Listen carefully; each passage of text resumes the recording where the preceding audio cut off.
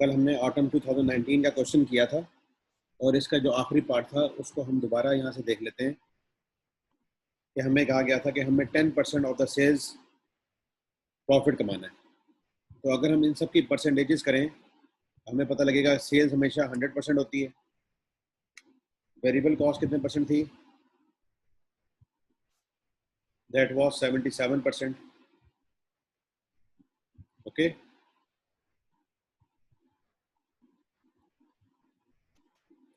And contribution margin was 23%। Agreed, ये तो हमने कल निकाला हुआ था ना, 23 भी और 77 भी। ठीक है बेटा। अच्छा जी, फिर हमने यानी कि अगर हम कहें तो हमें ये जो पता है चीज़ें उनको मैं हाईलाइट कर देता हूँ। ओके, फिर बेटा हमें पता था कि यहाँ जो टैक्स है ना वो इस अमाउंट का 35% है, इस अमाउंट का 35% है, यानी कि मैं यहाँ लिख देता हूँ 35%। ओके, तो इसका मतलब है कि ये रकम जो है ये कितने परसेंट होगी? 65%। किसका? इस रकम का। ओके, हमें ये 35 बताया गया। जब ये 35 होता है ना टैक्स, तो प्रॉफिट आफ्टर टैक्स होता है बेटा 65, और इन दोनों की जो सम होता है वो होता है profit before tax, that will B 100।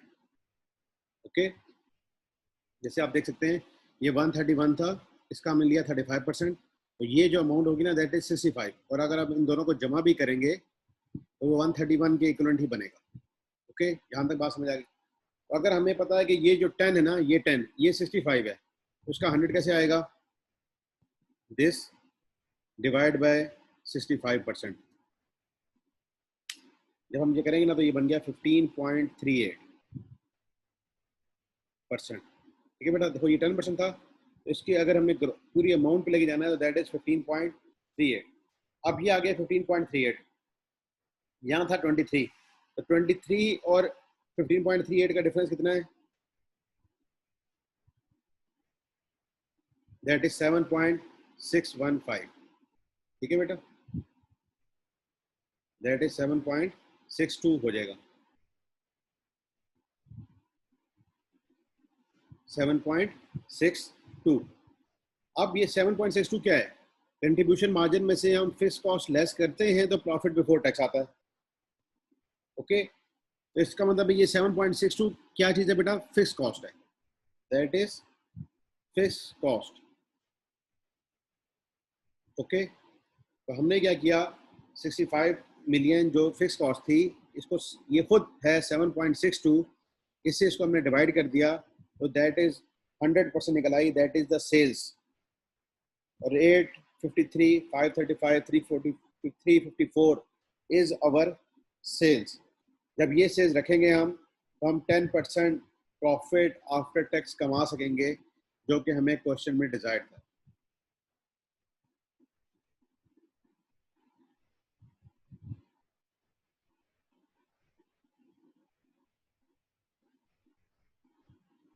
Determine the number of carpets and rugs that must be sold if MPL wishes to maintain profit after taxation equivalent to 10% of sales. Profit after taxation. तो ये हमारे पास आ गया। हमने ये sales निकाली थी तो हमने सेल्स का ब्रेकअप भी कर लिया कि हम इसे क्या करेंगे, मल्टीप्लाई करेंगे 24,000 के साथ, डिवाइड करेंगे 40,000 के साथ, तो ये निकला है कारपेट्स। इसी तरह हमने किया तो निकला है रग्स। सेल्स को मल्टीप्लाई किया 16,000 से और डिवाइड कर दिया 40,000 पर बैच की जो कॉस्ट थी उसके साथ, और हमें पता है कि एक कारपेट कितने का? 24,000 का। एक रग है 4,000 की। जब इसे डिवाइड किया तो हमारे पास number of carpets and number of rugs निकला है। तो बेटा ये बात समझ आएगी जब ये परसेंटेजेस हम समझेंगे।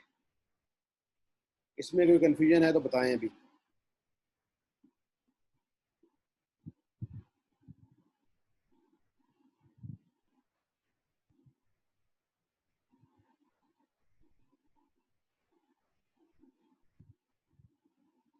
मैं बासिम के लिए रिपीट कर देता हूं कि आपको ये पता है कि आपने 10% ऑफ प्रॉफिट कमाना है। कितना कमाना है बेटा? 10% ऑफ प्रॉफिट आफ्टर टैक्स, ये बताया गया था। Maintain profit after taxation equal to 10% of sales, तो ये 10% हो गया। अब बेटा ये 10% कब आता है? कि यहाँ पे कोई रकम होती है, उसके ऊपर हम 35% पे करते हैं, तो ये फिगर आती है। ठीक है, इट मीन्स कि ये वाली फिगर 100% है, इसका 35% यहाँ चला गया और ये बचेगा हमें 65%। और अगर आप निकालना भी चाहें तो मैं आपको निकाल के दिखा देता हूँ। दिस डिवाइड बाय दिस अगर हम करें तो ये परसेंटेज में बन गया बेटा 35%। जब ये 35 होता है तो अगली जो रकम होती है ना वो खुद ब खुद 65 हो जाती है, क्योंकि टोटल तो 100 ही होता है ना। देखो ये 65 हो गई और इन दोनों का सम कितना होगा? That is 100। तो हमें ये पता है कि ये जो 10% है ना ये खुद है 65, क्योंकि टैक्स रेट था 35। अगर टैक्स रेट होगा 40 तो ये हो जाएगा 60, टैक्स रेट होगा 50 तो ये हो जाएगा 50, टैक्स रेट होगा 60 तो ये हो जाएगा 40। तो ये रकम जो है वो खुद 65 है। तो हमने क्या किया, हमने 10 को डिवाइड कर दिया कि वो खुद 65% था, इस पे इसको डिवाइड कर दिया। जब हमने इसको इस पे डिवाइड किया बेटा तो आंसर आ रहा है 15.38। This divide by this that is 15.38, यानी कि हमें ये वाली फिगर पता लग गई। ओके, जब ये हमें पता लग गई तो हम बाकी देखते हैं हमें क्या क्या पता था। हमें पता है सेल्स 100% होती है, वेरिएबल कॉस्ट हम निकाल चुके हैं, कल 77 है, कंट्रीब्यूशन मार्जिन 23 है। अब देखो कंट्रीब्यूशन मार्जिन में से हमें क्या लेस करना होता है? फिक्स कॉस्ट, तो प्रॉफिट बिफोर टैक्स आता है। तो ये 23 था और ये 15.38 है, तो दोनों के दरमियान डिफरेंस क्या बनेगा? ठीक है बेटा, दैट इज 7.62, यानी कि this minus this, that is 7.62। Okay, अब ये क्या चीज आ गई? ये फिक्स कॉस्ट आ गई। The 7.62 is fix cost. तो हमने फिक्स कॉस्ट को 7.62 से जब डिवाइड किया तो ये सेल्स निकला, और इस तरीके से ये हमारा क्वेश्चन कंप्लीट हो गया। ओके, ये बासिम आपको समझ आई?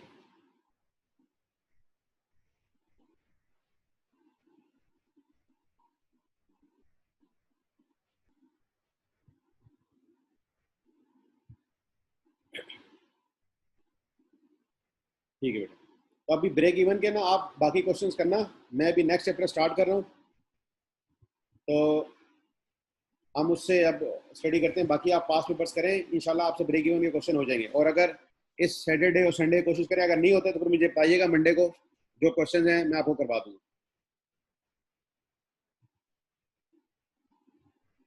आए अब हम स्टार्ट करने हैं relevant cost.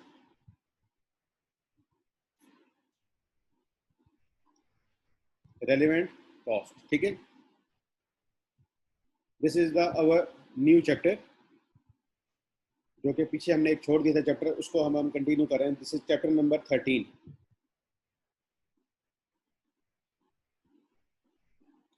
This is chapter number 13, relevant cost. ठीक है, उसके अंदर हमने पढ़ना है concept of relevant costing, identifying relevant cost and comprehensive example. तो ये मैंने कुछ बेटा वर्ड में बनाया हुआ है, मैं यहाँ से आपको समझाता हूँ।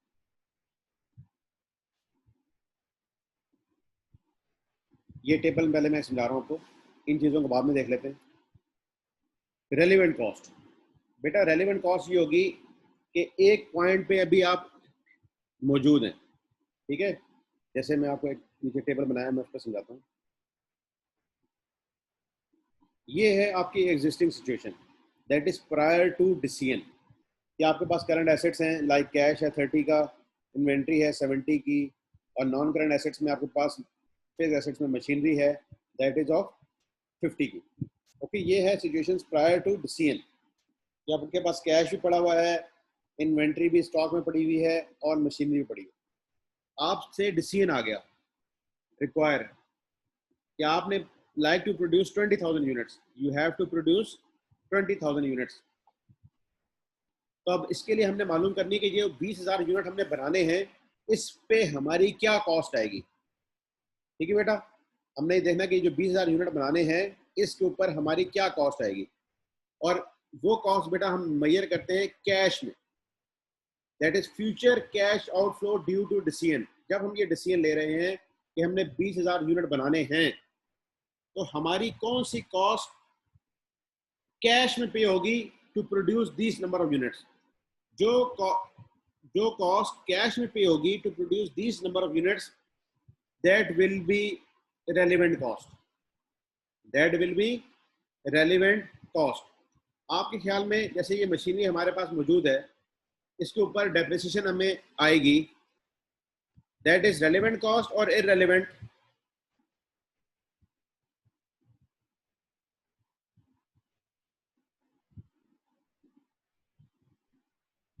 जी बेटा,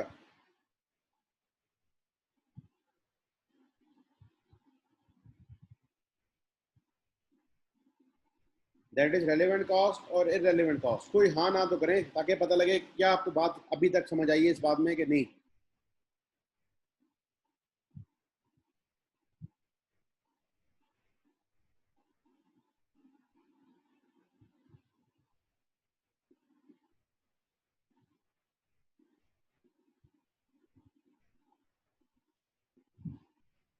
बासिम साहब, depreciation on machinery is irrelevant, क्योंकि डेप्रिसिएशन पे क्या कोई कैश पे होता है?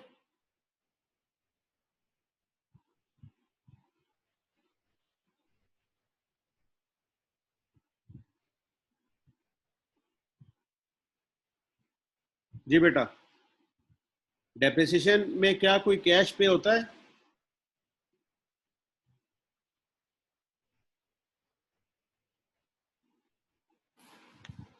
नहीं।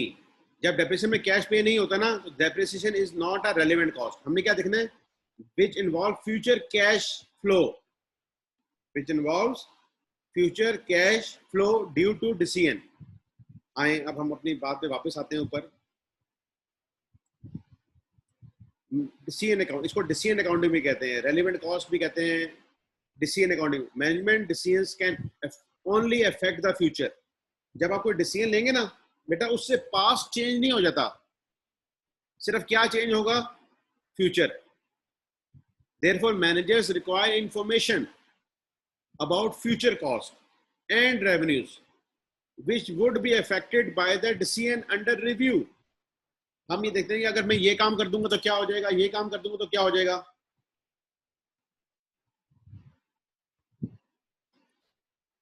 And they must not be misled by events, cost and revenues in the past।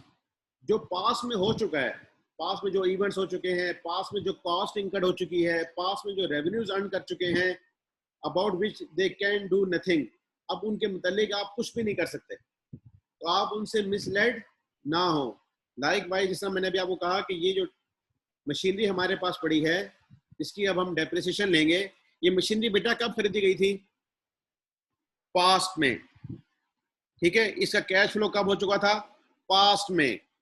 अब ये हमारे पिछले डिसीजंस या पिछले जो इवेंट्स हैं वो हमारे फ्यूचर को कुछ नहीं कर सकते, ये काम हो चुका है। इसी को हम यहाँ दोबारा रेफर करते हैं अभी। तो बेटा इसके अंदर हम देखेंगे रेलिवेंट कॉस्ट के अंदर कि it will be a future cost, ठीक है, and it will be incurred due to decision, ठीक है। हम कोई डिसीजन लेंगे तो फिर ये इंकर्ड होगी, अगर हम डिसीजन नहीं लेंगे तो ये नहीं इंकर्ड होगी। अच्छा बेटा, इट इन्वॉल्व्स कैश फ्लो।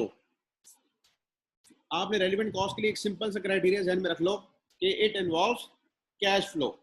अगर इसमें कैश फ्लो नहीं है, लाइक डेप्रिसिएशन, ठीक है, तो ये हमारे लिए इररेलेवेंट है। अगर इसमें कैश फ्लो इन्वॉल्व है, दैट इज रेलिवेंट। ये हम लिख रहे हैं रेलिवेंट। अभी मैं इररेलेवेंट पे भी आता हूँ। इंक्रीमेंटल कॉस्ट या एडिशनल कॉस्ट, जब आप कोई डिसीजन लेंगे तो आपको कॉस्ट इंकर करनी पड़ेगी।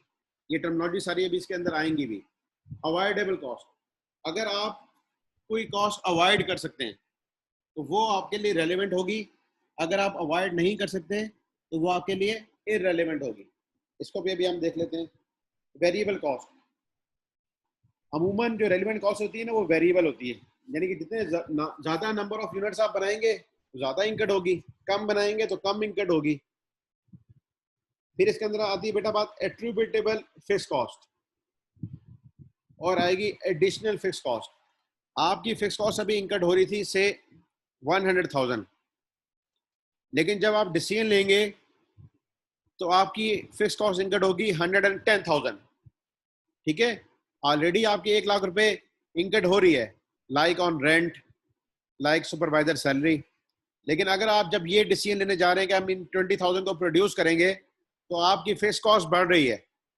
फिक्स कॉस्ट क्या होती है बेटा? जैसे पर मंथ हमने रेंट देना है, सुपरवाइजर की सैलरी देनी है। अगर हम ये जो 20,000 हमने और प्रोड्यूस करनी है, इसके लिए हमने कुछ 7 वाली फैक्ट्री किराए पे ले ली है, और अब वहां पे किराया हमें देना पड़ेगा 10,000 रुपये ज्यादा। तो ये 10,000 रुपये हमारा क्या हो गया? Cash flow. Additional fix cost is also a relevant cost. Okay, अच्छा ये थोड़ी सी बात होगी, अभी हम इनके ऊपर वन बाय वन सब डिटेल पे जा रहे हैं। इररेलेवेंट कॉस्ट, रेलेवेंट कॉस्ट क्या थी? पास्ट, सॉरी रेलेवेंट कॉस्ट थी फ्यूचर कॉस्ट। इररेलेवेंट क्या होगी? जो पास में इंकट हो चुकी है, वो आपके लिए बेटा उससे कोई डिसीजन पे इम्पैक्ट नहीं आएगा, वो पास में इंकट हो गई थी। अब आप जो मर्जी डिसीजन लेते रहे, वो तो इंकट हो चुकी है। इसको संक कॉस्ट भी कहा जाता है, इसको संक कॉस्ट भी कहा जाता है। अच्छा बेटा, फिर एक आती है कमिटेड कॉस्ट। सपोज आपने अभी कॉस्ट पे नहीं की, आपने कोई डिसीजन लिया हुआ था, जैसे आपने कहा कि हम बिल्डिंग का रेंट पे करेंगे हर साल 1 लाख रुपया, ठीक है, और अभी आपने पे नहीं किया, लेकिन फ्यूचर में आपने पे तो करना है ना, क्योंकि आपने कमिट किया हुआ है, आपने उससे एग्रीमेंट किया हुआ है, कॉन्ट्रैक्ट किया हुआ है। That is committed cost and that is also irrelevant, because क्यों? It will be paid in future but already committed, like rent etcetera. आप अगर डिसीजन प्रोडक्शन का लें या ना लें, ये आप कमिट कर चुके हैं कॉस्ट, और इसने पे होना है। ठीक है, ऑल्दो कि ये पे हो रही है in future but already committed, that's why it is irrelevant.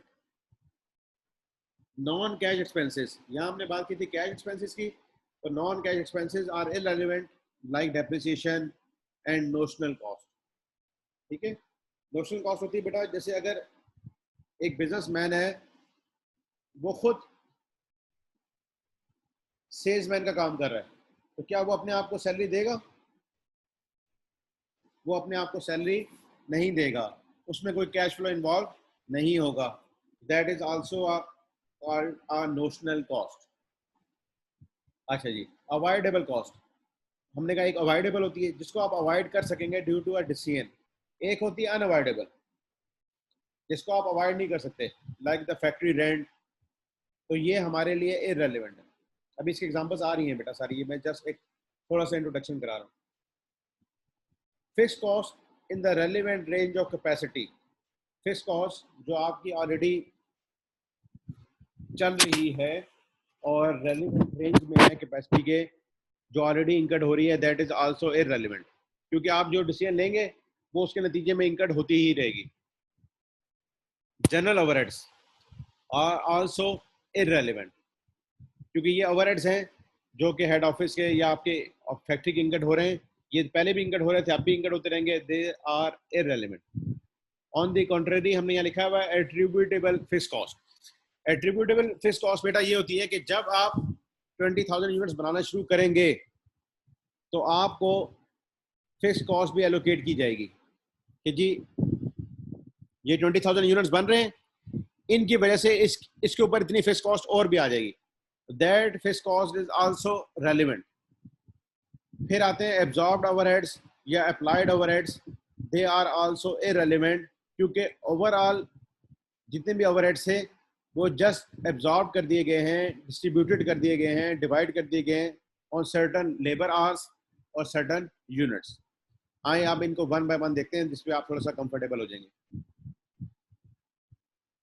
Relevant cost की डेफिनेशन अगर हम देखें मुख्तलिफ सोर्सेज से, the process of identifying cost relevant to the case in hand, scenario, situation. is called relevant cost. जो हमारे पास decision आया हुआ है, that is a case in hand, that is a scenario, that is a situation, इस पे identify करना कि हमारी क्या कॉस्ट लगेगी, that is called relevant cost. The cost which has impact on profits due to a decision, ऐसी cost जो profit पे इम्पैक्ट डालेगी, किस वजह से, जब हम डिसीजन लेंगे. Relevant costs are only the costs that will be affected by the specific management decision being considered. अभी जो हम डिसीजन कंसिडर कर रहे हैं, जिसकी वजह से हमारी कॉस्टों के ऊपर इम्पैक्ट आएगा, और जो जितना इम्पैक्ट आएगा उसको हम कहेंगे रेलिवेंट कॉस्ट. तो बेटा ये जरा थ्योरेटिकल नेचर का है, अभी आपको एग्जांपल से समझ आएंगी इनकी बातें बेहतर. आए अब हम पहले वन बाय वन जो हमने ऊपर बातें की थी ना उनको डिस्कस करें. Future cash flows, cash expenses which will be incurred in the future. Only cash flow information is required. This means costs or charges which do not reflect additional cash spending, such as depreciation, amortization, depletion, and notional costs, should be ignored in decision making. क्योंकि इनके ऊपर हमारी extra cash incurred नहीं हो रही. Costs that have been incurred include not only costs that have already been paid, but also committed costs or future cash flow that will be incurred in any way, regardless of the decision taken now. ये बात बेटा क्या की गई है मैं आपको बता रहा हूँ. देखो, कमिटेड कॉस्ट वो होती है कि आप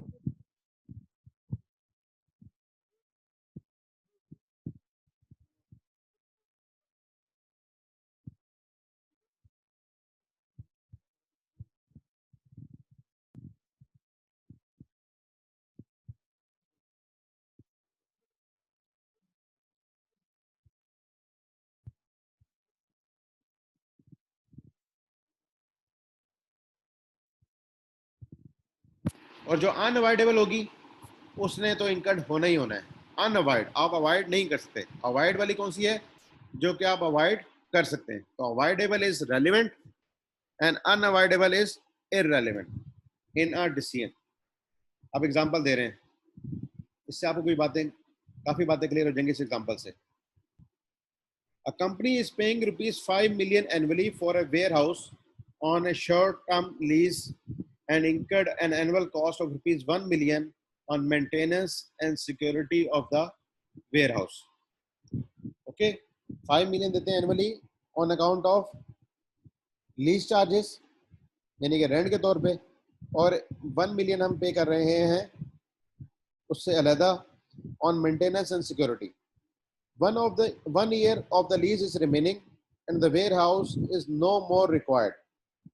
The rental cost of the warehouse is unavoidable cost. आपने उनके साथ एग्रीमेंट किया हुआ है, तो ये जो 5 मिलियन पे करने हैं ना, दिस इज अनअवॉइडेबल, ये अवॉइड नहीं हो सकते. Therefore, it should be ignored while taking any decision. However, by closing down the warehouse, अगर हम आज ये warehouse बंद कर दें, the company can avoid annual maintenance and security cost of rupees 1 million. हमारी ये 1 मिलियन की कॉस्ट सेव हो जाएगी. हमारा वेयर हाउस का कोई काम नहीं है, बोलेगा ना warehouse is no more required. तो हम क्या कर सकते हैं कि वेयर हाउस को अभी खत्म कर दें, 5 मिलियन का रेंट उनको दे दें, और इस तरह हमने जो उसकी सिक्योरिटी पे या मेंटेनेंस पे 1 मिलियन लगाना था वो हमारा सेव हो जाएगा. तो बेटा यहाँ पे बात समझ आ गई, what is unavoidable and what is avoidable. जी बेटा बताएं कोई पॉइंट. अवॉइडेबल और अनअवॉइडेबल से मुतल्लिक एंड फ्यूचर कॉस्ट से मुतल्लिक.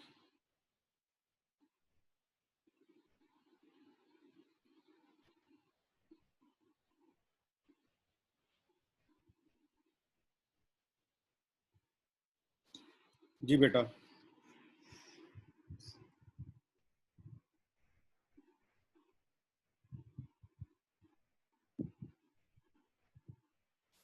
इसके बाद आता है अपॉर्चुनिटी कॉस्ट.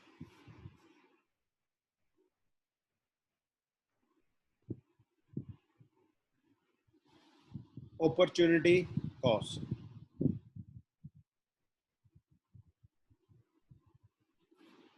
अपॉर्चुनिटी कॉस्ट क्या है? अपॉर्चुनिटी कॉस्ट बेटा इस तरह आती है कि जब आप फुल कैपेसिटी पे काम कर रहे हो, तो अब आपके पास और गुंजाइश नहीं है काम करने की, ठीक है। When full capacity is already being used, no spare capacity exists. तो यहाँ पे opportunity cost becomes a relevant. वो कैसे बेटा? अभी एग्जांपल में भी देखते हैं, मैं आपको समझाता हूँ. The value of the benefits sacrificed when one course of action is chosen in preference to an alternative. The opportunity cost is represented by the foregone potential benefit from the best rejected course of action. ये इसकी theoretically definition है. आप इसको example से समझते हैं. A company has an opportunity to obtain a contract for the production of Z, which will require processing on machine X. हमने production करनी है Z की, किस पे? और उसको बनाना है मशीन X पे, which is already working at full capacity. और मशीन X full capacity पे काम कर रही है. The contract can only be fulfilled by reducing the present output of machine X, which will result in reduction of profit contribution by rupees 200,000. अगर हमने उसको X पे बनाना है ना, तो X जो चीजें अभी बना रही है वो उसकी प्रोडक्शन हमें रोकनी पड़ेगी. और जब हम उसकी प्रोडक्शन रोकेंगे तो हमें 2 लाख रुपए जो उस पे प्रॉफिट कमाते थे अब नहीं कमा सकेंगे. यानी कि X जो चीजें बना रही थी अब हम उसको नहीं बनाएंगे, बल्कि अब हम बनाना शुरू कर देंगे वहां पे Z की प्रोडक्शन. लेकिन जब हम उन चीजों को नहीं बनाएंगे तो उन चीजों के ऊपर हम कमाते थे 2 लाख. ठीक है बेटा. अब हम क्या बनाना चाह रहे हैं? Z. तो ये 2 लाख रुपए जो हमें नहीं मिलेंगे अब, that will be relevant cost for Z. Besides material, labor, NFO, जो भी Z पे लगेगा वो तो लगेगा ही. लेकिन ये 2 लाख रुपए अब मशीन X नहीं कमा सकेगी जब उसने Z की प्रोडक्शन करनी है. तो ये 2 लाख रुपए भी हमारे लिए रेलेवेंट कॉस्ट बन जाएंगे और इसको हम कहेंगे opportunity cost. If the company accepts the contract of production Z, it will sacrifice a profit contribution of 200,000 for the output of product Z. This loss of 200,000 represent an opportunity cost accepting the contract of Z. जी बेटा, अब आप बताएं opportunity cost आपको बात समझ आ रही है?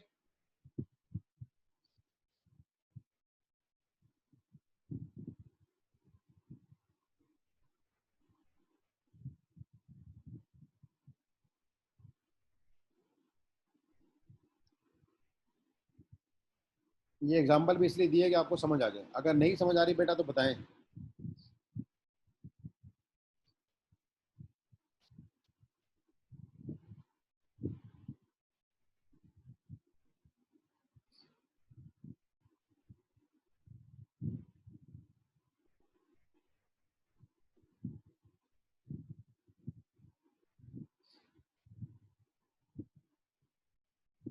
अभी इसकी और रजिस्ट्रेशन आएंगी, उसमें भी इंशाल्लाह करेंगे. अच्छा बेटा, हमने ये बात की है कि हमारी जो मशीन एक्स है ना, ये फुल कैपेसिटी पे काम कर रही है. ठीक है, machine x is working on full capacity और उससे हम कोई प्रोडक्ट बना रहे थे. ठीक है, और उस पर हम प्रॉफिट कमा रहे थे 2 लाख रुपए. जब हम जेट की प्रोडक्शन हमने करनी है तो हमने करनी भी वो मशीन एक्स पे ही है. तो अब मशीन एक्स पे या तो जो हम नॉर्मल प्रोडक्शन कर रहे थे वही होती रहेगी या जी की प्रोडक्शन हो सकेगी. जब हम कह लीजिए अब हमने मशीन एक्स पे जी को ही बनाना है, तो जो मशीन एक्स पे पहले आइटम बन रहे थे उसके ऊपर हम कमा रहे थे 2 लाख रुपए. तो क्या वो हम कमा सकेंगे? क्योंकि अब हमने जी को बनाना शुरू कर दिया, तो जो आइटम पहले हम मशीन एक्स पे बना रहे थे अब वो नहीं बनेंगे. जब वो नहीं बनेंगे तो उसके ऊपर 2 लाख का प्रॉफिट भी नहीं आएगा. तो अगर हम चाहते हैं कि जेड को हम बनाएं तो डेफिनेटली उसके ऊपर प्रॉफिट 2 लाख से ज्यादा आना चाहिए. कितना आना चाहिए बेटा? 2 लाख से ज्यादा. तो ये 2 लाख जो अब हम नहीं कमा सकेंगे on machine x, it is our opportunity cost for the production of Z.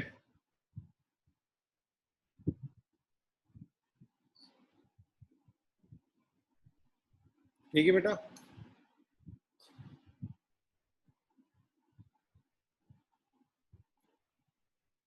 इसका भी चलो इलस्ट्रेशन भी तो देखता हूँ मैं आपको।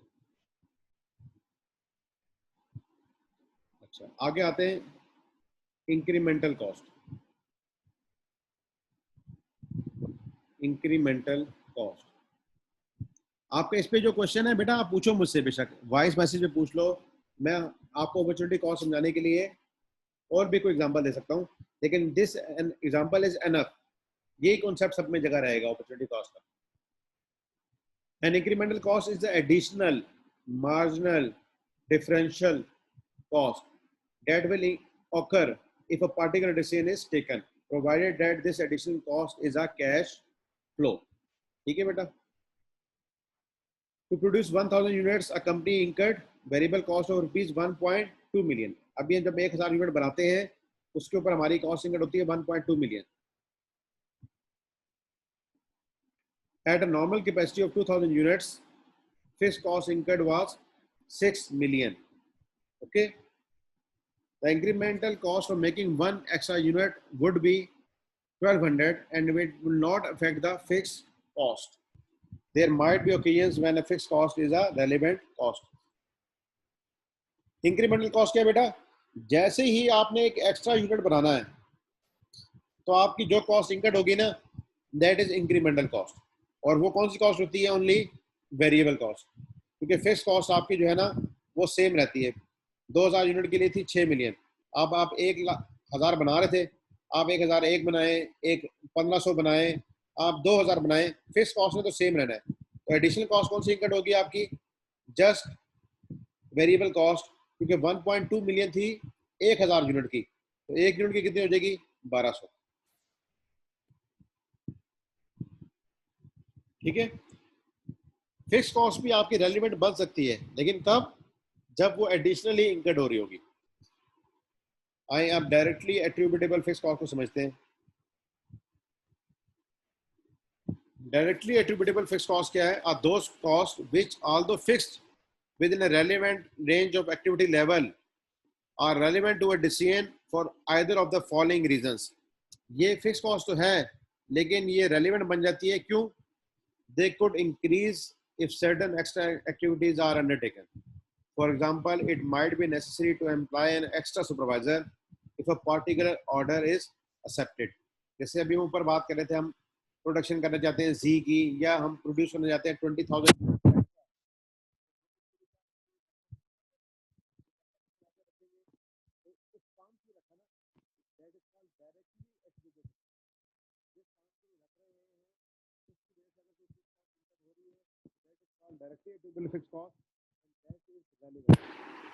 जैसे अगर आप ऊपर टेबल में देखें,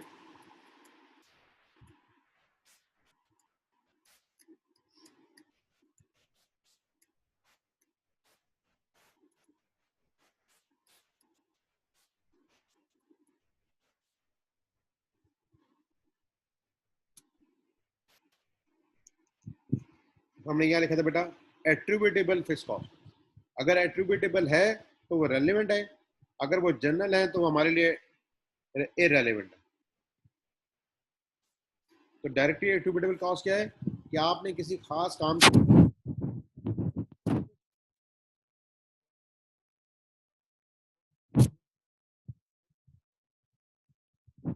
they would decrease or be eliminated entirely if a decision is taken either to reduce the scale of operation or shut down entirely. आपकी एक फिक्स कॉस्ट आ रही थी, आप अब ये डिसीजन लेने जा रहे हैं कि हम जी इस प्रोजेक्ट को बंद कर देते हैं। जब प्रोजेक्ट बंद करते हैं तो आपकी फिक्स कॉस्ट अगर कम हो रही है ना, तो that is also directly attributable fixed cost. जैसे आपके एक बिजनेस था, उस पर फिक्स कॉस्ट आ रही थी आपकी रेंट की 60,000 रुपये। आपने कहा नहीं जी इसको बंद कर दो। तो बंद करने के बाद आपको अगर आप रेंट नहीं देना पड़ेगा, जैसे उसके ऊपर आपके कोई शॉर्ट टर्म लीज नहीं है, तो that rent will be saved and that saving is directly attributable fixed cost and it is a relevant for your decision. ये कह रहे हैं they would decrease or be eliminated entirely if a decision is taken either to reduce the scale of operations or shut down entirely. Differential cost is a difference in total cost between alternatives. जो हमारे पास दो alternatives हैं, दोनों के दरमियान जो difference आ रहा है उसको कहते हैं differential cost. For example, if a decision option A cost 300,000 and decision B option costs 360,000, the differential cost is 60. Differential cost is 60, and this differential cost is also relevant for our decision. क्योंकि हम क्या देखेंगे बेटा कि differential cost कितनी आ रही है और डिफरेंशियल रेवेन्यू कितना आ रहा है, कि ए से हमें कितना रेवेन्यू मिल रहा है, बी से हमें कितना रेवेन्यू मिल रहा है. तो हम डिफरेंशियल कॉस्ट को डिफरेंशियल रेवेन्यू से कंपेयर करेंगे तो हमें प्रॉफिट पता लग जाएगा. अब हमारे पास आता है बेटा कि हमारे पास किस किस्म के डिसीजंस होते हैं. One is the relevant cost of material, one is relevant cost of labor, and one is relevant cost of FOH, and one is the relevant cost of machines. ठीक है, ये हमें डिसीजन लेने हैं क्योंकि हमारे पास यही चीजें प्रोडक्शन में यूज होती हैं. फिर इसके अलावा जो हम इसमें डिसीजंस लेंगे वो है लिमिटिंग फैक्टर के डिसीजंस, कि हम कंटिन्यू करें ऑपरेशंस को या क्लोज कर दें. इसे कहते हैं shutting down a specific division within the business. Make और बाय, कि हम चीज़ को खुद बनाएं या बना बनाए बाहर से खरीद लें, कि आउटसोर्स कर दें अपनी प्रोडक्ट को. स्पेशल ऑर्डर, हमें कोई कस्टमर ने स्पेशल ऑर्डर दिया है कि मुझे इतनी चीज़ें बना दें एट ए लोअर और हायर प्राइस, तो हम उसको एक्सेप्ट करेंगे कि नहीं करेंगे. And selling a half finished products और continue processing, that is a further processing decision. ठीक है बेटा, ये हमने वैसे पढ़ा हुआ है बाय प्रोडक्ट में और जॉइंट प्रोडक्ट में, लेकिन यहाँ पे भी इसको हम डिटेल से देख लेंगे.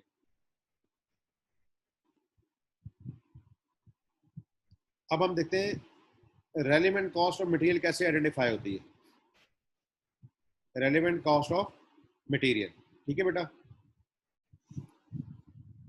जैसे हमने अभी थोड़ी देर पहले एक टेबल देखा था, उसको मैं यहाँ पे रेफर दोबारा करता हूँ. ये टेबल बेटा क्या बता रहा है कि अभी हमारे पास करंट एसेट्स में कैश है और इन्वेंट्री है और मशीनरी है. ये इन्वेंट्री हमारे पास मौजूद है ना, स्टॉक में है, और हमने अब 20,000 यूनिट्स बनाने हैं. तो हमें मटेरियल की कॉस्ट कैसे रेलेवेंट और इररेलेवेंट होगी वो इस टेबल से हम समझते हैं. बेटा इसके अंदर हमें पहले ये चेक करना पड़ता है कि जो रॉ मटेरियल हमें चाहिए, ए सिनेरियो, क्या वो हमारे स्टॉक में है या नहीं है. ए में हम समझ रहे हैं कि आउट ऑफ स्टॉक है, हमारे पास स्टोर रूम में वो अवेलेबल नहीं है. तो अगर हमने प्रोडक्शन करनी होगी तो हमें वो मटेरियल कहाँ से मिलेगा, मार्केट से. जब वो मार्केट से मिलेगा तो किस प्राइस पे मिलेगा, जो मार्केट में प्राइस चल रही होगी, तो उसे कहते हैं करंट मार्केट प्राइस. ठीक है, या इसको कहा जाता है रिप्लेसमेंट कॉस्ट भी. रिप्लेसमेंट कॉस्ट यानी अगर आप मार्केट से खरीदेंगे तो कितने का ये मिलेगा आपको. ठीक है, तो जितने भी हमने आइटम यूज करने होंगे उनकी जो करंट मार्केट प्राइस होगी ना, वो हमारे लिए क्या बन जाएगी, रेलेवेंट. वो हमारे लिए बन जाएगी रेलेवेंट. ओके, अच्छा बेटा, ये तो बात होगी आउट ऑफ स्टॉक. अगर हमारे पास मटेरियल था ही नहीं तो डेफिनेटली हम मार्केट से खरीद के लाएंगे और जो भी उसके ऊपर प्राइस पे करेंगे दैट विल बी रेलेवेंट. अच्छा, अब आते हैं माल हमारे पास स्टॉक में था, फिर क्या होगा. अच्छा, जो माल हमारे पास स्टॉक में है, क्या वो हमारी प्रोडक्शन में रेगुलरली यूज होता है या फारिग पड़ा हुआ है. यानी कि जैसे अभी हमने कहा कि हमने प्रोडक्शन ऑफ जी करनी है, जी से अलावा हम उसका प्रोडक्शन ऑफ एक्स भी कर रहे हो, प्रोडक्शन ऑफ वाई भी कर रहे हो और दूसरी चीजें बना रहे हैं. तो जो हमारा रॉ मटेरियल हमें चाहिए, अगर वो दूसरी जगह कंटिन्यूसली यूज हो रहा है और हम इस प्रोडक्शन ऑफ जी में भी यूज करना चाहते हैं, तो हमें क्या करना पड़ेगा बेटा, जो वाला स्टॉक में था वो तो ऑलरेडी यूज हो रहा है, तो हमें प्रोडक्शन ऑफ जी के लिए मार्केट से खरीदना पड़ेगा. Again this will be current market price और replacement cost is relevant for us. ठीक है, अभी मैं आपको इसकी एक न्यूमेरिकल एग्जांपल भी समझाऊंगा जहां पे आपको ये बात क्लियर होती जाएगी. अच्छा बेटा, अब दूसरी बात देखते हैं कि ये स्टॉक में तो है लेकिन ये ऑब्सलीट हो चुका है या स्लो मूविंग है, कभी इसकी कोई डिमांड आ जाती है प्रोडक्शन से बना, ये वैसे ही पड़ा हुआ है, या इसका रिस्ट्रिक्टेड यूज है। रिस्ट्रिक्टेड यूज से मुराद है कि ये आम यूज का नहीं है, किसी स्पेशल प्रोडक्ट के लिए यूज हो जाएगा तो हो जाएगा। ठीक है बेटा। तो इस केस में जैसे ये हमने इसको बात की B2, इसमें हमने दो चीजें देखनी होती हैं, B2A एंड B2B। वो क्या बात है, आप क्या बेटा ये देखोगे, ये जो माल हमारे पास पड़ा है, अगर मैं इसको जी में यूज करना है, जी में मैंने इसको यूज करना है, और बात ये जहन में रहे कि ये स्टॉक में है, तो हम क्या कर सकते हैं, जी के लिए वैल्यू निकालते वक्त अगर हम इसको मार्केट में भी सेल कर दें, क्या करते हैं बेटा, तो हमें वहां से क्या मिलेगा, नेट रियलाइजेबल वैल्यू। हमें क्या मिलेगी, नेट रियलाइजेबल वैल्यू। और अगर हम इसको जी पे यूज ना करें, बल्कि अपने पास किसी और प्रोडक्शन में यूज कर लें, तो जब हम किसी और प्रोडक्शन में यूज करेंगे, फिर वहां पे देखना पड़ेगा क्या इसकी वैल्यू बनती है, इसे कहते हैं सब्स्टिट्यूट वैल्यू। अब ये एक वैल्यू आएगी और एक ये वैल्यू आएगी, इन दोनों में से जो हायर होगी ना, उसको हम यूज करेंगे फॉर जी, उसको हम यूज करेंगे फॉर जी। अब ये जो टेबल आपके सामने है, इसी को हम माइंड में रखते हैं, और एक एग्जांपल मैं आपको कराता हूँ।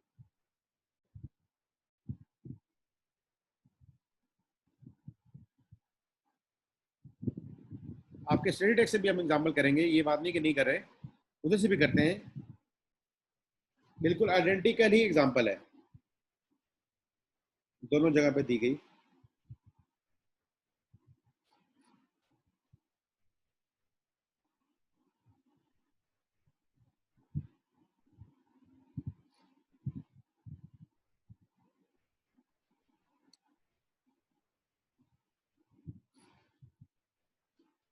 आओ बेटा, this is the question, relevant cost of material. ठीक है।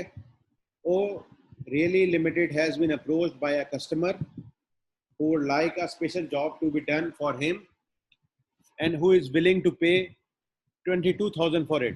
उसने कहा कि मेरा ये काम कर दो, मैं आपको 22,000 पाउंड दूंगा। The job will require the following materials।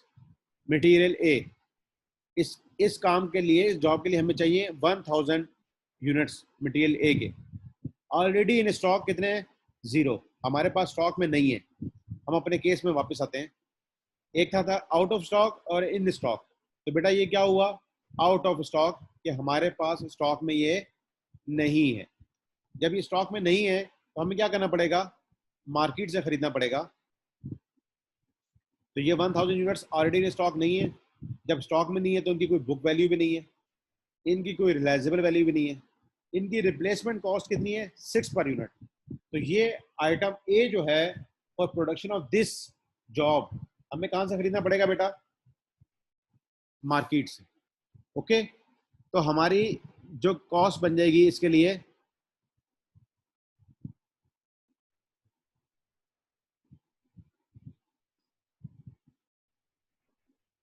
कि 22,000 तो वो हमें देगा वो बंदा ना, ये उसकी सेल प्राइस हो गई जॉब की।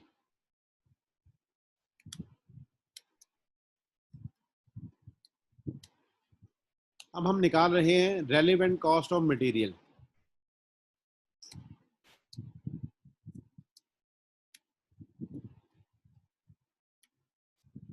ठीक है बेटा। तो और हमें पता है इस काम के लिए कौन कौन से मटेरियल चाहिए, ए, बी, सी एंड डी। तो हम आपको ये चारों पॉइंट समझाने की कोशिश करते हैं। ठीक है। ये 22,000 पाउंड हमने कमाना है, हमें यूनिट्स कितने कितने चाहिए वो मैं लिखता जाता हूँ यहाँ पे। इसके चाहिए 1000। ठीक है बेटा। अब इसके लिए रेलेवेंट कॉस्ट कौन सी बनेगी, दैट इज 6। ओके। तो हमें दिस मल्टीप्लाई बाय दिस, ये ए की रेलेवेंट कॉस्ट आ गई। क्लियर है बात बेटा। अच्छा जी, अभी ए बी सी डी जब हम करेंगे ना, तो आपको जो वर्ड में चार्ट था ना वो सारा समझ आएगा। बी को देखते हैं। बी के टोटल यूनिट्स रिक्वायर्ड है 1000। यूनिट्स ऑलरेडी इन स्टॉक है बेटा कितने, 600। तो हमारे पास सिचुएशन आ गई, इन स्टॉक है कितने, 600। ठीक है, ओके। अब हमें देखना है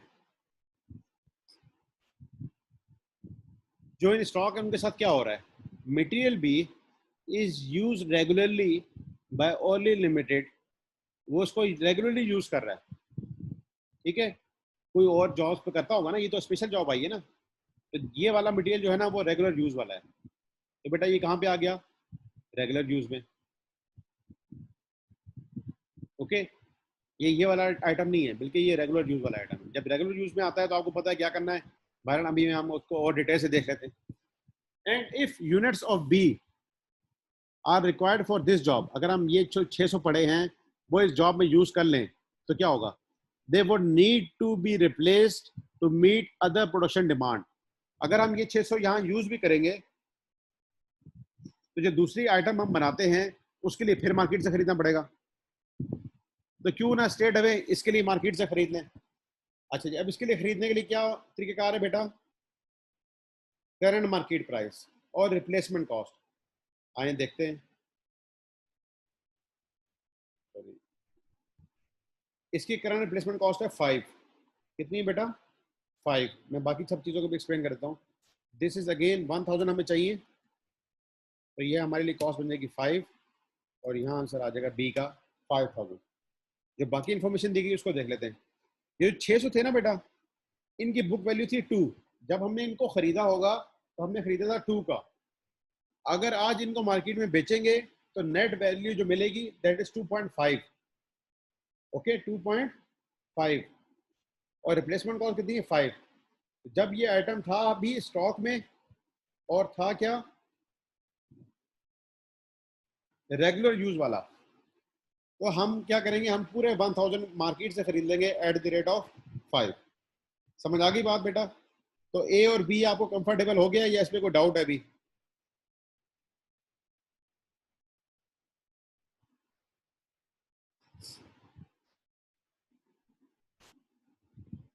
जी बेटा, ए और बी आपको समझ आ गया है या इस पे कोई डाउट है। Feel free to ask any question.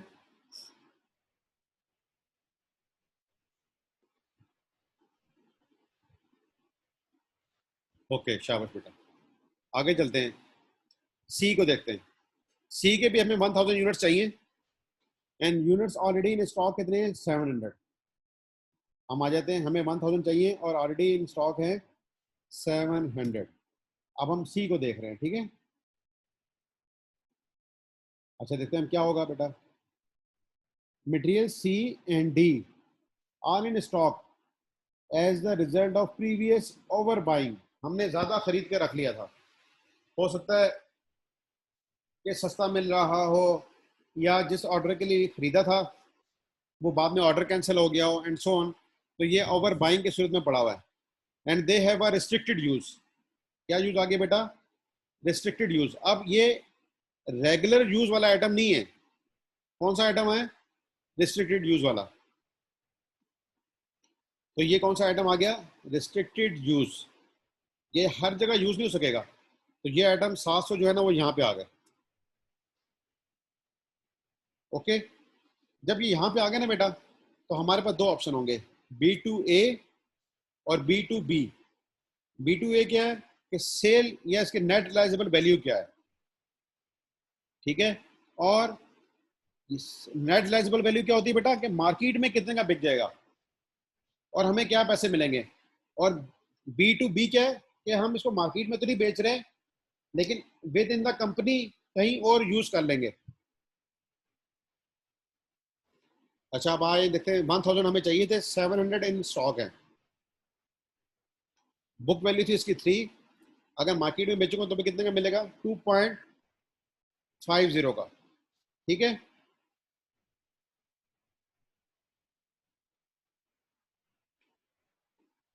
और रिप्लेसमेंट कॉस्ट है इसकी 4।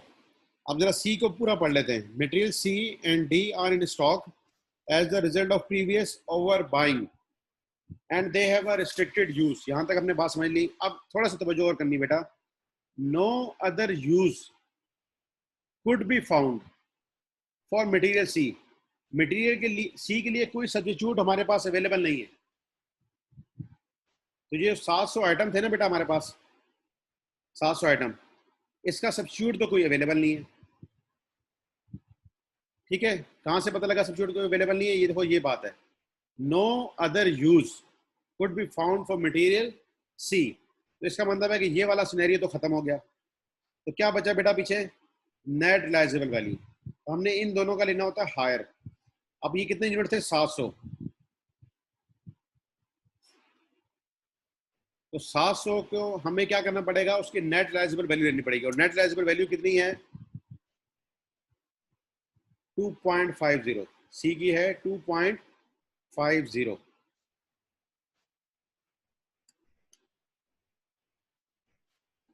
तो ये 700 जो आइटम है ना, उनकी वैल्यू निकल आई जो हमारे पास स्टॉक में पड़े हुए थे. अब वो फजूल में पड़े हुए हैं, हम उनका कुछ कर नहीं सकते. क्या कर सकते हैं? या तो मार्केट में सेल कर दें या इंटरनली यूज कर लें. इंटरनली यूज हो नहीं सकते, बताया हुआ है. तो हम क्या कर सकते हैं? मार्केट में सेल करें. मार्केट में सेल करके कितने पैसे मिलेंगे? 2.5. तो हम मार्केट में सेल नहीं करते, बल्कि इस स्पेसिफिक जॉब के लिए यूज कर लेते हैं. तो इसकी वैल्यू बन जाएगी 1750. और बेटा हमें चाहिए कितने थे टोटल? 1000. तो 300 में क्या करना पड़ेंगे? मार्केट से खरीदने पड़ेंगे. और मार्केट में इनकी वैल्यू क्या है? 4.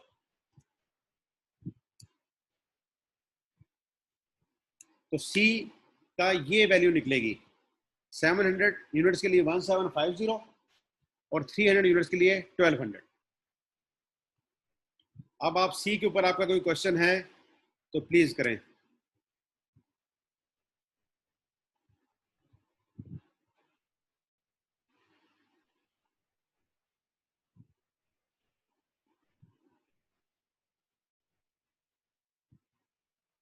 जी बेटा.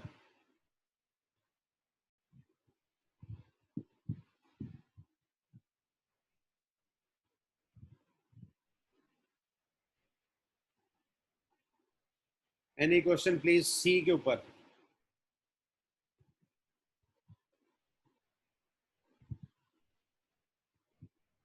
अब आपके सामने ए भी आ गया, बी भी आ गया, सी भी आ गया. प्लीज क्वेश्चन करें. जब आप सी के ऊपर क्वेश्चन करेंगे तो डी समझना आपके लिए आसान होगा.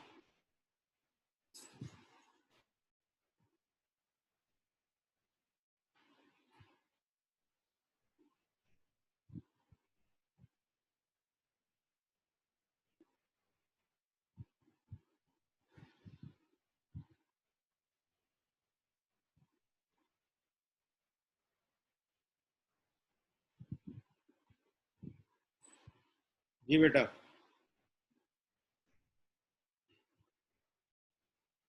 चलें, आप नहीं कर रहे तो मैं क्या कर सकता हूँ? अच्छा, D.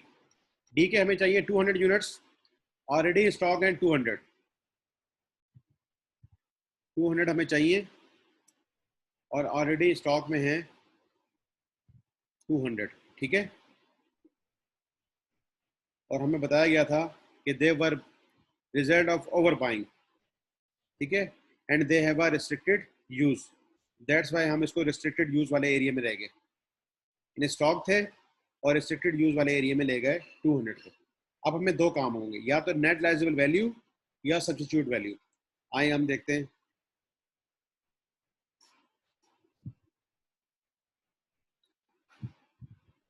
Material C and D are in stock as a result of previous overbuying and they have a restricted use. No other use could be found for material C. C के लिए तो हमें कोई और यूज नहीं मिला था. That's why उसकी कोई substitute value भी नहीं आई. But the units of material D could be used in another job. किसी और जगह भी इस्तेमाल हो सकते हैं, यानी कि हम उनकी सब्स्टिट्यूट कर सकते हैं, सब्स्टिट्यूट वैल्यू ले सकते हैं. अब बेटा ये जरा समझना सब्स्टिट्यूट वैल्यू कैसे आएगी. But the units of material could be used in another job as substitute. ठीक है. और सब्स्टिट्यूट क्या होगा कि आपको वहां पे चाहिए था मटेरियल ई और उसके चाहिए थे 300 यूनिट.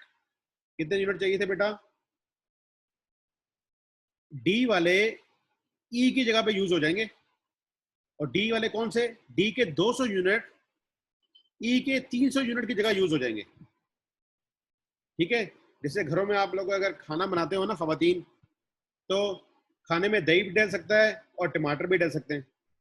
से 2 किलो दही की जगह हम 300 किलो टमाटर 3 किलो टमाटर यूज करते थे। और जो ई है ना वो कितने का आता है? Currently cost 5 per unit, of which the company has no units in stock at the movement. तो डी को अगर हम देखें,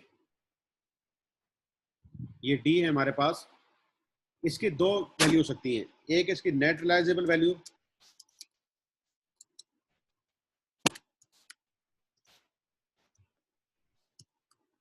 ठीक है बेटा, और एक है सब्स्टिट्यूट वैल्यू। ठीक है, सब्स्टिट्यूट वैल्यू क्या है? डी यूज होगा एज सब्स्टिट्यूट ऑफ ई, और ई के कितने वैल्यू हैं? 300 यूनिट्स, और एक यूनिट कितने का आता है? 5 का। इसकी वैल्यू बनेगी 1500। जब डी को हम सब्स्टिट्यूट के तौर पे यूज करेंगे उसकी वैल्यू बनेगी 1500। ये हमने क्या कहा था? Substitute value. और दूसरी चीज क्या है? Net realisable value. तो आए देखते हैं क्वेश्चन में नेट रिलाइजेबल वैल्यू क्या है। इन 200 की नेट रिलाइजेबल वैल्यू है 6। कितनी है बेटा? 6। तो 200 की अगर हम नेट रिलाइजेबल वैल्यू लेंगे तो कितनी बन जाएगी? 1200। ठीक है बेटा, ये दोनों समझ आ गई। हमने इनमें से क्या लेना होता है? हायर। तो डी की वैल्यू आ जाएगी 1500 relevant for this special job, for this special job. क्योंकि डी का हमने देखना है कि इसकी एक नेट रिलाइजेबल वैल्यू क्या है। डी की नेट रिलाइजेबल वैल्यू क्या है कि 200 को हम मार्केट में बेच देंगे, और मार्केट में वो कितने का आ रहा है? 6 का। रिलाइजेबल वैल्यू कितनी है बेटा? 6। ओके, और अगर हम उसको सब्स्टिट्यूट के तौर पर यूज करें तो हम सब्स्टिट्यूट किसका बन जाएगा? वो ई का। और ई जब हम वैसे इस्तेमाल करते थे तो 300 यूनिट उसको लेने पड़ते थे, और एक यूनिट था 5 का, तो उसकी वैल्यू बनती है 1500। ठीक है, तो हमने इन दोनों में से एक हायर वैल्यू को लेके जाना है यहाँ पे। अब अगर हम सम करें सारे मटेरियल्स का तो उसकी वैल्यू बन रही है 15,450। तो इसका मतलब है अगर हम ये प्रोजेक्ट अंडरटेक करेंगे और हमारे पास कोई और लेबर और दूसरी कॉस्ट नहीं दी गई, तो हमें इस प्रोजेक्ट स्पेशल ऑर्डर के ऊपर जो प्रॉफिट होगा दैट इज 6,550। 6,550 का हमें प्रॉफिट हो जाएगा। तो बेटा ये पॉइंट समझने वाला है कि डी की सब्स्टिट्यूट वैल्यू क्या होगी, और डी सब्स्टिट्यूट क्या हो सकता है? ई की जगह यूज हो जाएगा। जब हम ई की जगह यूज करेंगे तो क्या ई के हमें 300 यूनिट खरीदने पड़ेंगे मार्केट से? नहीं खरीदने पड़ेंगे। जब नहीं खरीदेंगे तो क्या वैल्यू हमारी सेव हो जाएगी? That is 1500। तो डी की या तो हमें मार्केट से बेच के डी को ही बेचें अगर, तो 1200 रुपए मिलते हैं, और अगर हम डी को ई की जगह पे यूज कर लेंगे तो ई के हम 1500 रुपए बचा सकेंगे। तो इन दोनों का हायर लेके आना होता है, जैसे कि हमने यहाँ पे बात भी की है, हायर ऑफ दीज टू। ठीक है, तो ये हमारे पास आ गई है बेटा इसकी एक्सप्लेनेशन। और हमसे कहा जा रहा है calculate the relevant cost of material for deciding whether or not accept the contract, that is 6A6।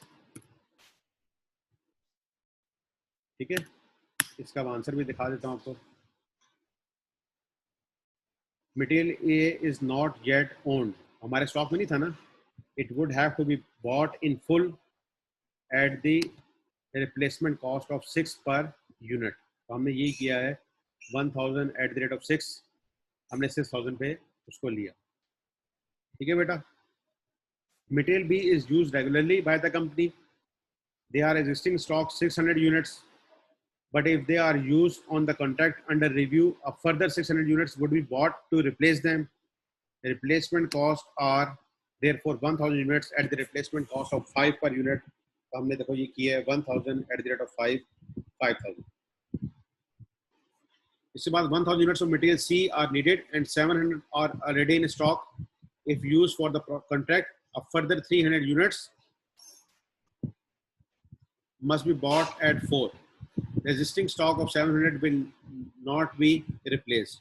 If they are used for the contract, they could not be sold at 2.50.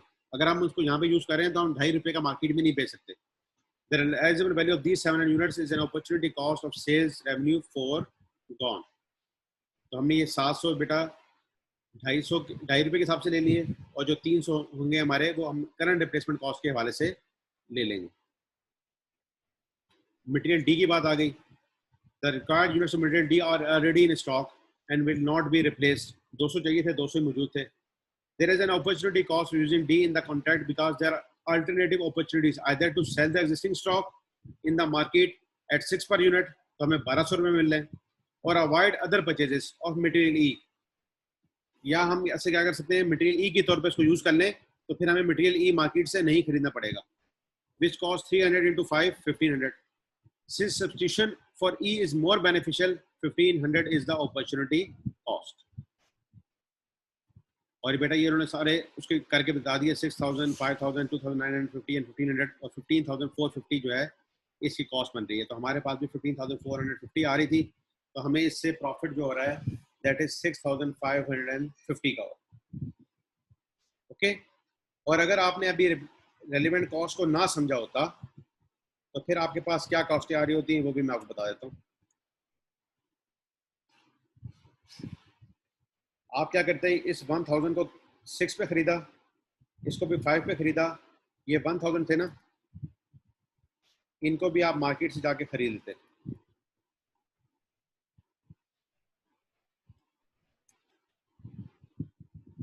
कितने का खरीदते? सी कितने का आता था बेटा?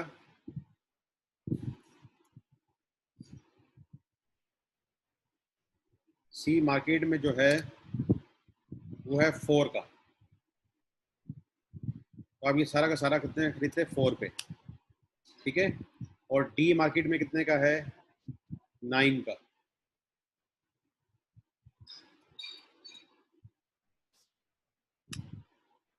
फिर आपका प्रॉफिट बचता 5200, और अभी आपका प्रॉफिट आ रहा है 6550. यानी कि आपने क्या कहना था, आपने ये समझना था कि सारा कुछ हम मार्केट से खरीद लेंगे. तो जब आप मार्केट से खरीदते तो आपको ये प्रॉफिट बचता. इनफैक्ट आपको ये प्रॉफिट नहीं आ रहा, बल्कि आपको 6550 का प्रॉफिट आ रहा है, क्योंकि आपने ये बात जहन में रखनी है कि जो हमारे पास मटेरियल मौजूद है उसका क्या यूज हो सकता है. जो पहले खरीदा गया था वो तो खरीदा गया, अब उसका यूज क्या है. ठीक है बेटा. तो ये एग्जांपल हमने की, और सीमा की बुक से भी देख लेते हैं. ये एग्जांपल्स हमारे पास अवेलेबल हैं.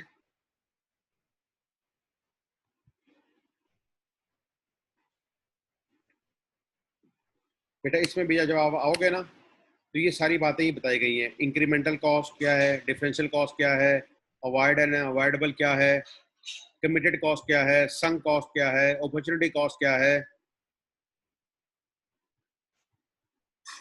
ठीक है. अब ये रेलिवेंट कॉस्ट ऑफ मटेरियल आ गया.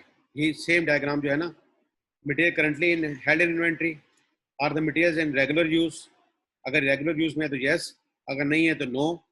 फिर नेट डिस्पोजल वैल्यू यानी कि रिलाइजेबल वैल्यू, और net benefit from alternative use. अभी हमने ये सारी डायग्राम कवर कर ली, और इसी तरह की एग्जांपल यहाँ पे दी गई है, ये वाली XYZ. ठीक है. तो एग्जांपल नंबर 9 आपका होमवर्क है आज. Example number 9 is your homework. Okay. From CAF study test 2020. This is the relevant cost of material. फिर इस तरह बेटा हम लेबर पे आएंगे एंड सो. ठीक है. तो आज आप उसको ट्राई करिएगा. बेशक ये वाली एग्जांपल करें. एग्जांपल नंबर 9 फ्रॉम कैफ और सीमा P1 भी मैंने आपको बुक दी हुई है. अगर वहां से भी करना है तो पेज नंबर 148. ओके. तो ये मैं जो वर्ड में चीज़ है ना, ये भी आपको भेज देता हूँ ताकि आप इसको स्टडी कर लें. अस्सलाम वालेकुम व रहमतुल्लाहि व बरकातुहू.